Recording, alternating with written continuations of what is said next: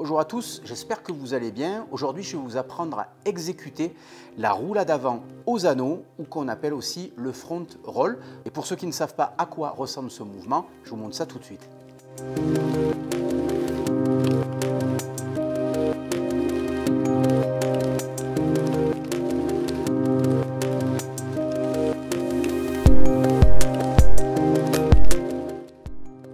Au même titre que le mythique Muscle Up, cette figure, elle va permettre d'augmenter le nombre de liaisons et de transitions que vous pourrez avoir et créer aux anneaux. Donc c'est une figure qui est très intéressante, une fois qu'on maîtrise le Muscle Up, de la travailler afin précisément d'augmenter vos possibilités d'expression aux anneaux et donc de vous faire plaisir sur ce type de travail.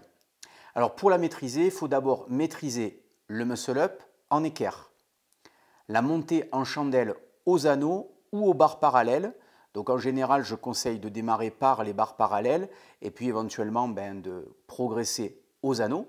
Il faut également maîtriser le tirage en équerre inversé et puis il faut avoir une mobilité active en fermeture qui est suffisante. Donc une fois que vous pouvez réaliser plusieurs répétitions de chacune des figures que je viens de vous préciter, vous allez pouvoir vous lancer dans le travail de la roulade avant de manière beaucoup plus spécifique. Bien entendu, le travail des figures qu'on vient de préciter, il va me permettre de construire justement et d'arriver à maîtriser ce travail de roulade avant beaucoup plus facilement que si je me lançais comme ça à l'arrache sur ce type de mouvement.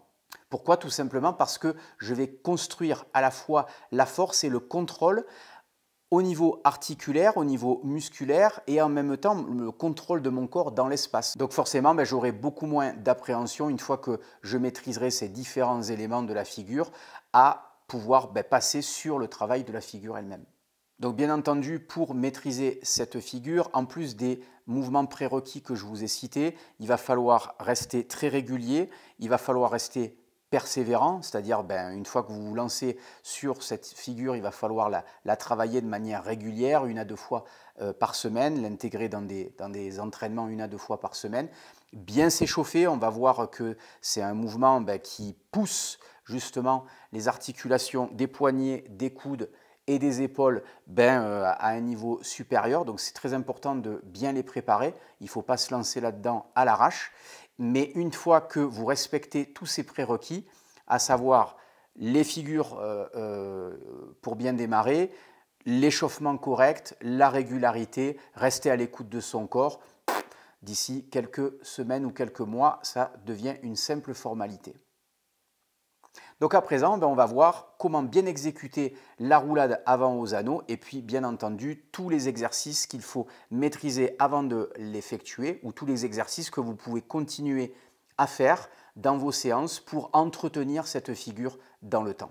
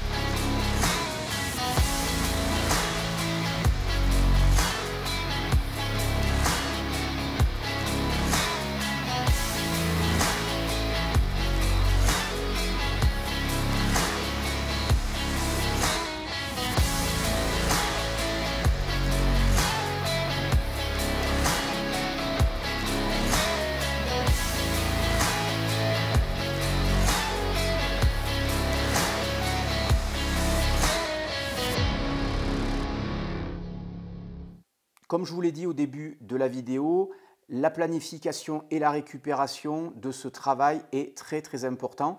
Ce type de séance, il est très intense au niveau des muscles, des tendons et des articulations. Donc je vous déconseille de dépasser 2 séances par semaine spécifiques, particulièrement si vous avez plus de 35 ou 40 ans, où bien entendu la récupération n'est clairement pas la même qu'avant.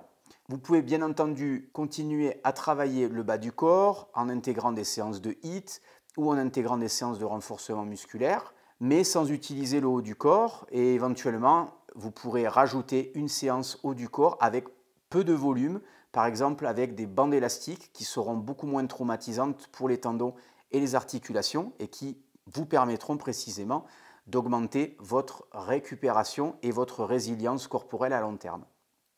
Alors bien entendu, comme on parle de résilience articulaire à long terme et de récupération, je ne peux que vous conseiller avec ce type d'entraînement de vraiment utiliser des compléments spécifiques aux articulations, notamment et à minima les peptides de collagène NutriPure et le multivitamine NutriPure. Pourquoi cette association à minima? Les peptides de collagène vont vous apporter les matières premières de base pour la récupération des tendons, des fascias, des cartilages, etc.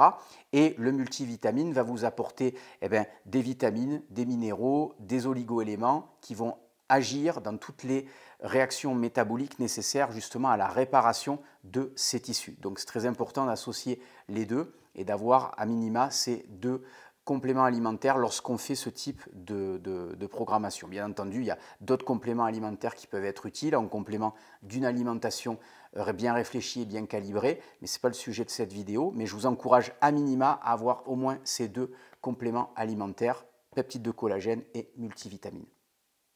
Voilà, j'espère que cette vidéo, elle vous aura plu et qu'elle vous aura donné envie de travailler cette figure et de vous lancer sérieusement. N'oubliez pas de rester progressif, rester régulier et de rester à l'écoute de votre corps. Si vous voulez vous procurer le CTS Trainer ou les barres parallèles ajustables CTS, c'est sur mon site internet que ça se passe. Et puis pour les compléments alimentaires NutriPure que je vous ai cités, c'est sur le site www.nutripure.fr que vous les retrouvez. Prenez soin de vous, à très vite pour une nouvelle vidéo et de nouveaux conseils d'entraînement. Bye bye.